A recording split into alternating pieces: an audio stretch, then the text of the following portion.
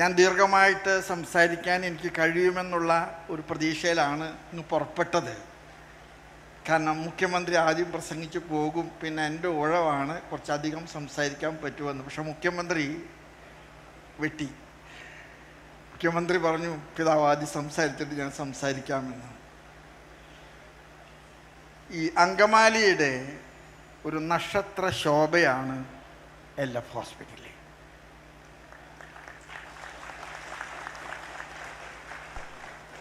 ഇന്ന് അങ്കമാലി ഒരുപാട് വളർന്നു കഴിഞ്ഞിട്ടുണ്ട്.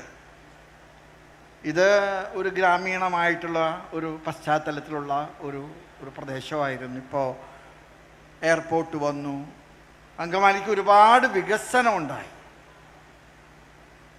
ഈ LF ഹോസ്പിറ്റൽ ആരംഭിക്കാനായിട്ട് കാരണമാക്കിയത്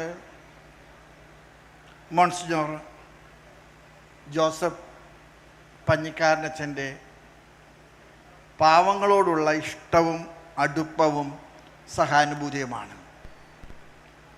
ഇവിടുത്തെ മനുഷ്യർക്ക് പലപ്പോഴും ആരോഗ്യ മേഖലയിൽ നേരിടുന്ന ബുദ്ധിമുട്ടുകൾ അദ്ദേഹം കണ്ടിട്ട് അദ്ദേഹം അതിനൊരു പ്രതിവിധി അന്വേഷിച്ചു.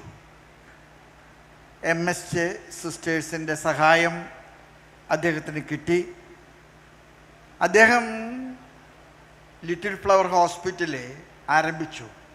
ഒരുപക്ഷെ നിങ്ങൾക്ക് എല്ലാവർക്കും അറിയാം, ലിസി ഹോസ്പിറ്റലിൻ്റെ പേട്രൺ ലിറ്റിൽ ഫ്ലവറാണ്. അങ്കമാലി ആസ്പത്രിയുടെയും പേട്രൺ ലിറ്റിൽ ഫ്ലവറാണ്.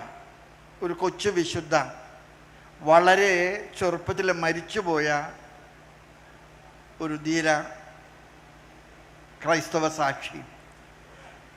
ഞാൻ നിങ്ങളോട് പറയാൻ ആഗ്രഹിക്കുന്നത്, യേശുത്തമ്പുരാൻ നമ്മളെ ഏൽപ്പിച്ച 3 ദൗത്യങ്ങളാണുള്ളത്. ഒന്ന്, വിശ്വാസം എന്ന് പറയുന്നത് പ്രസംഗമല്ല, ജീവിത സാക്ഷ്യമാണ്.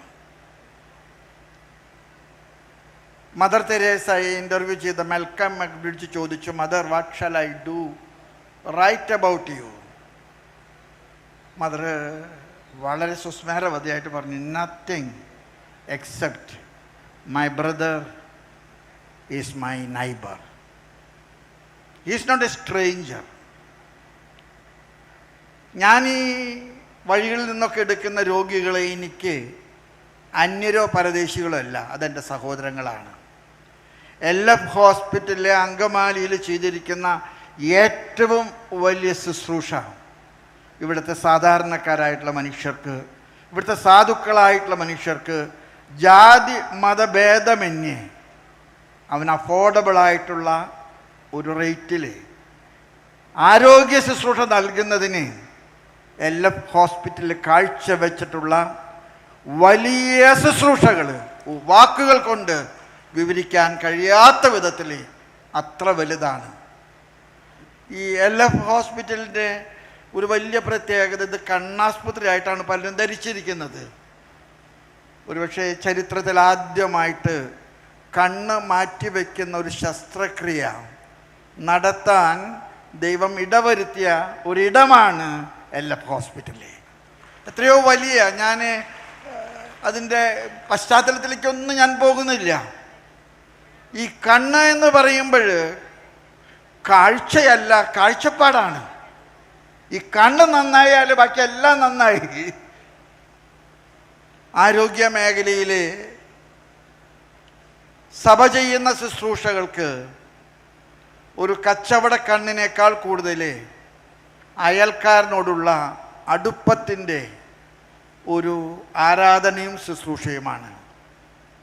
ലൂക്കായുടെ സുവിശേഷത്തിലെ 10-ാമത്തെ അധ്യായത്തിൽ കർത്താവ് നല്ല സമറായക്കാരൻ്റെ കഥ പറഞ്ഞു കഴിഞ്ഞിട്ട് അവസാനം അത് ഉപസംഹരിച്ച ഒറ്റ വാചകത്തിലാണ്, നീയും പോയി അപ്രകാരം ചെയ്യുക, go and do like vice.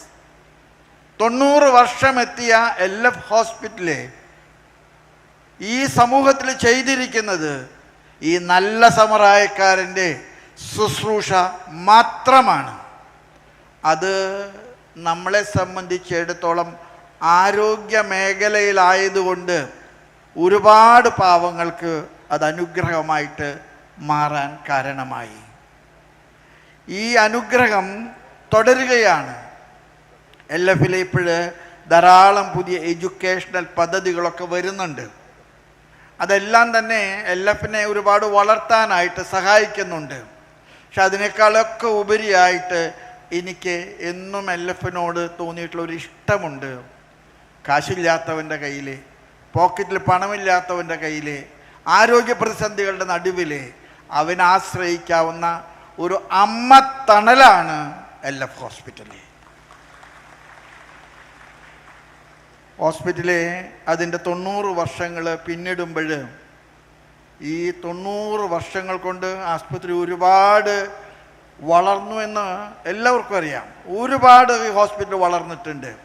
പക്ഷേ ഈ ഹോസ്പിറ്റല് വളരേണ്ടിടത്തോളം വളരാൻ ഇടയായിട്ടില്ല.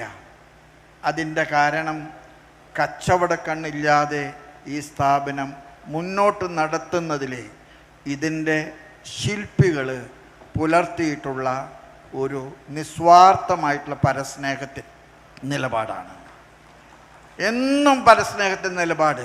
കാശില്ലാത്ത ആർക്കും കയറി വരാവുന്ന ഒരിടമായിട്ട് LF ഹോസ്പിറ്റലിൽ തീർന്നിട്ടുണ്ട്. ഇവിടെ വരുന്നവനോട് കാശുണ്ടോ എന്ന് ചോദിച്ചിട്ടല്ല അവന് അഡ്മിഷൻ കൊടുക്കുന്നത്. ഈ നിലപാട് ഈ 90 വർഷങ്ങൾ തുടർന്നു.